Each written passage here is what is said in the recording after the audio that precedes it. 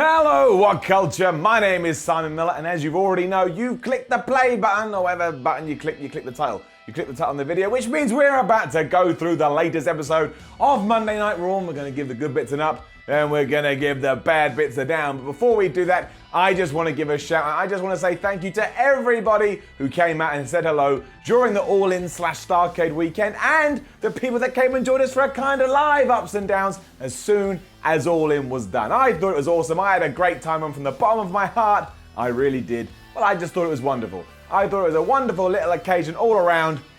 Let's up those downs.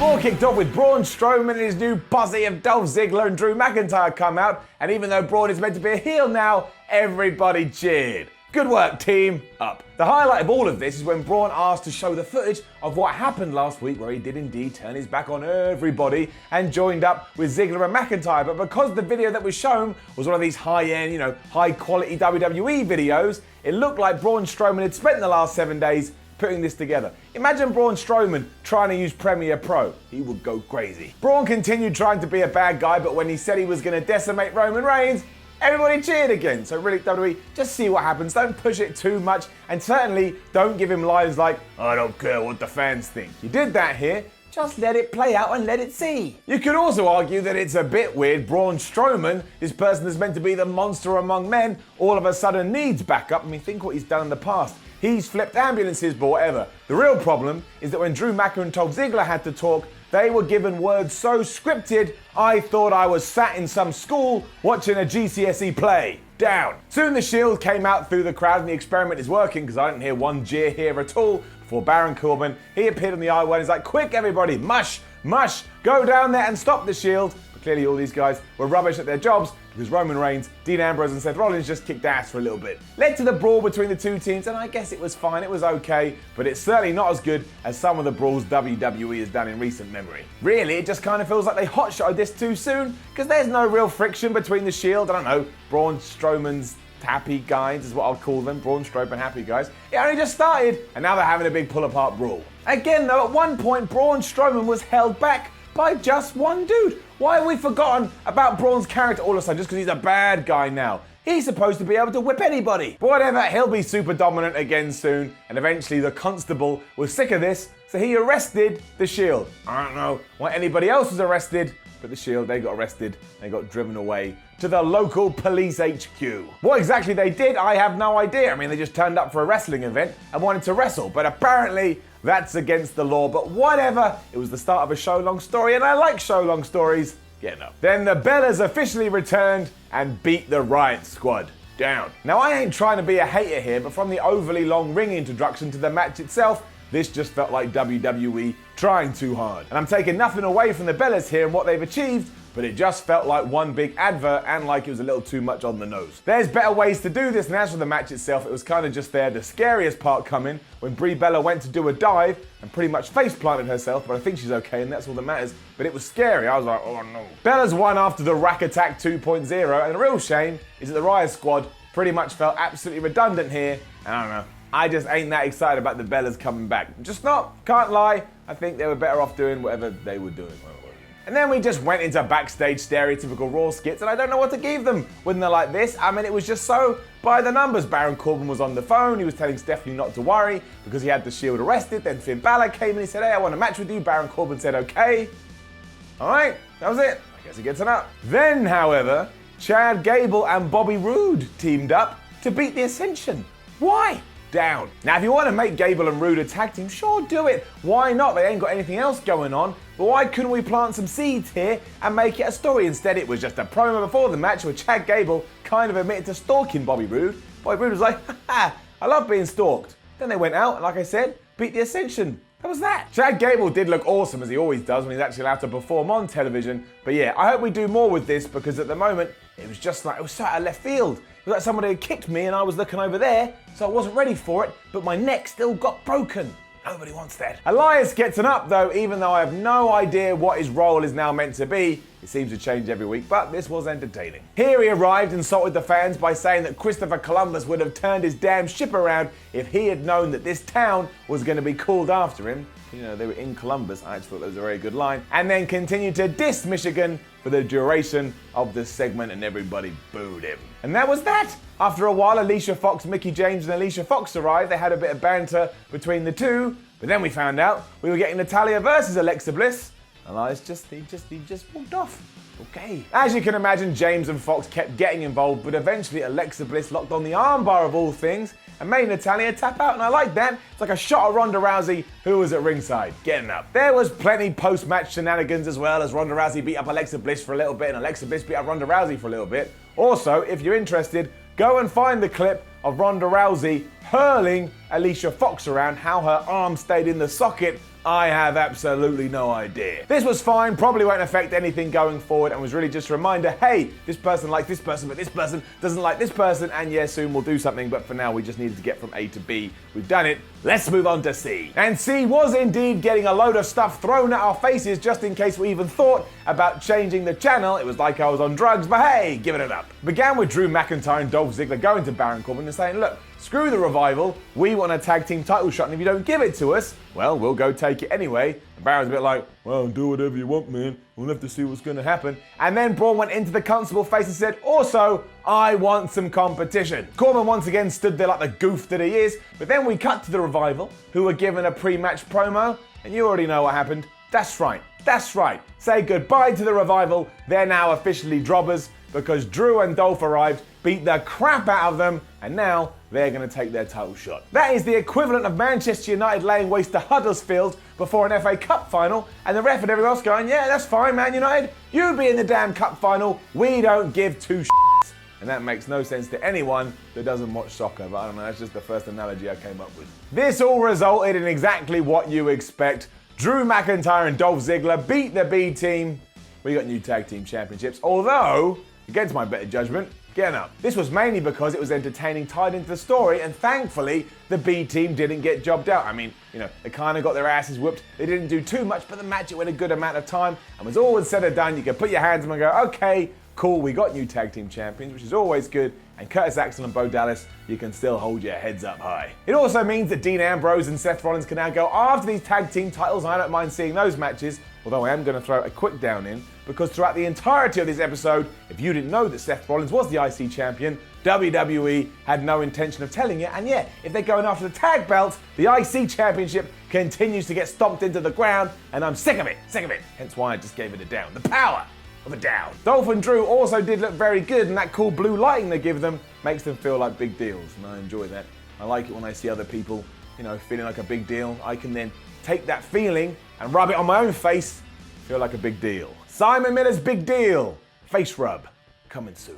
And then from nowhere we found out that Drake Maverick, who yes is the general manager of 205 Live, is now in charge of the Authors of Pain. I mean, you tell me. I don't know. This guy over here don't know, and he doesn't even exist. I made him up, but getting up. It wasn't really addressed as to why the AOP had decided to go to Maverick and go, hey Mav, you want to be our manager? We're not doing so well. Sometimes we're not on TV and we lose all the time. But whatever, they then whip the ass of some jobbers, and if this is their like rehab and they do go after the tag team titles, I'm going to be alright with it because they're a really good team. I will say this, Drake Maverick, your little smile that you kept doing throughout this segment is a little bit creepy. Just a little bit, and you're very talented. Former rockstar Spud, you can pretty much give him anything and it'll make it work, but yeah, just tone down the creepiness just a little bit. I kind of felt like, I don't know, you're a kid at Christmas and you finally got what you wanted, but you only got what you wanted because you manipulated your parents.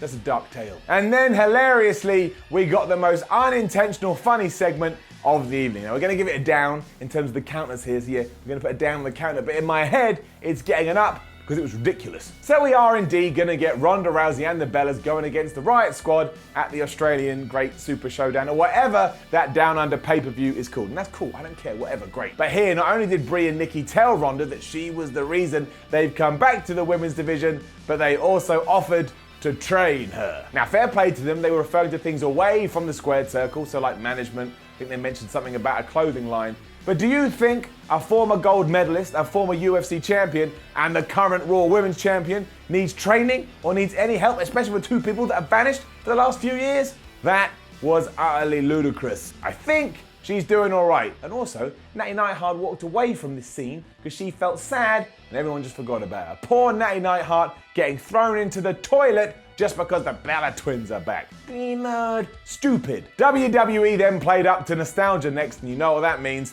It's the best segment of the night. Up. Shawn Michaels arrived, pimped some merchandise and pimped himself, but really, the message he had was simple. At the Great Australian Showdown Super Night 10,000 times 7, Triple H and The Undertaker are going at it, and as much as he respects The Undertaker, Triple H has more in the tank, therefore Triple H is gonna win. From nowhere, that legendary bong hit, however, and The Undertaker did indeed roll back into Raw, and the only thing that I'm confused about is that the commentators were making out, no one knew this was coming, I can't believe it. How did I know? I somehow knew this. Did I read it online? I can't remember. I'm tired because I've been in Chicago, so I'm jet lagged. So I'm like, I knew. So they were going crazy, and I was like, it's great. I'm loving it. Love to get take on Raw. It felt like electric. But I was where? I had the information in my brain. Anyway, the dead man told HBK the only reason he's saying this is because every time he's fought Triple H or Shawn Michaels throughout their 25-year career, whatever it is, he's put them down every time. When you think about it, that is kind of true. We also went into super tease mode here to make you think that maybe Shawn Michaels will come out of retirement and take on The Undertaker, but I don't think that's going to happen. And it was mostly done so people like us will talk about it, and we're talking about it. But this did a great job in both setting up Triple H and Undertaker in Australia, as well as if you ever wanted to do it, give you a reason to do Shawn Michaels and The Undertaker one more time. Can you imagine that? Imagine we did that, everybody would lose their damn minds. Really then, this was just a good old-fashioned hype segment and it worked wonderfully. I'm more interested in that match and I just liked all of this. Well done, WWE. Afterwards, Sasha Banks and Bayley defeated the team of Dana Brooke and Ember Moon. Now you may be asking yourself, why all of a sudden was Ember Moon on the heel side of the equation? I do not have the answers for you. All I do know is down. Eventually, Sasha got the win after a victory roll on Dana, and Dana then quit Titus Worldwide. Controversial time next as Bobby Lashley made his way onto Monday Night Raw. And again, he actually cut quite a decent promo after he'd come out of Baron Corbin's office. I like his new attitude. He's all silly, he's a bit quirky, but he's damn serious at the same time because Bobby Lashley, and he's massive. Anyway, Corbin doesn't like Bobby Lashley, so he's told him to go to the ring and have some kind of, sedative seminar with Jinder Mahal. As soon as I heard that, I was like, oh, kill me. Maybe I'll kill myself just so I don't have to watch this. And it got even more difficult because halfway through, Kevin Owens, yes, the man who quit Raw 7 days ago, returned, and he whooped Bobby Lashley's ass. Now, here's the problem. On the one hand, this one, I got a kick out of it because I wasn't expecting Owens to return so soon. So yeah, it got a reaction from me, and that is all wrestling is. If you get a reaction, you've probably done something right. However, on the other, he only walked away 1 week ago, so why on earth can we never wait just a little bit to make these things mean something? And if he's going into a program with Bobby Lashley, there's only one outcome there, and it ain't Kevin Owens winning. Bobby Lashley will be victorious in that feud. So we've got to wait and see. We have to always wait and see. But if I'm going to take it in the context it was presented to me less than 24 hours ago, I'm going to give it an up. Also found out that next week we're going to get Triple H and Mick Foley on Raw. That will get an up. But also that somehow The Shield had already been charged and released from jail. Now, I don't know how that works. I don't know what the process is, but I don't think you can go through all of that in the space of less than 3 hours. It would have been better if WWE hadn't said anything. It made a mockery of their whole narrative.